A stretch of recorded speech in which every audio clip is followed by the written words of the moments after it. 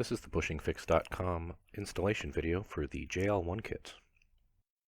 The JL1 kit includes grease, a bushing, and an installation driver. And the easiest way to do it, if you can, is to put the driver and the bushing on a flat surface and push the cable down over it. If that doesn't work because the cable's attached to the car, you can use a pair of channel locks to carefully squeeze it into place. You want to squeeze it in about 90% of the way and then push it in the rest of the way by hand, if you can. After it's pushed through, depending on the depth of the hole in your cable end, you'll want to use a small screwdriver to get the 4 little tangs in place.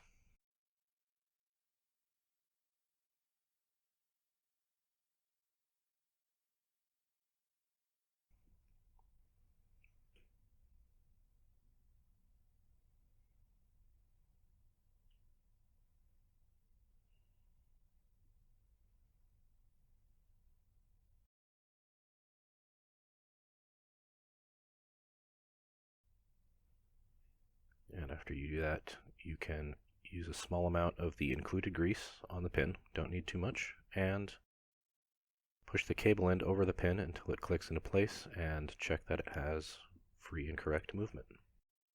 Thanks for watching.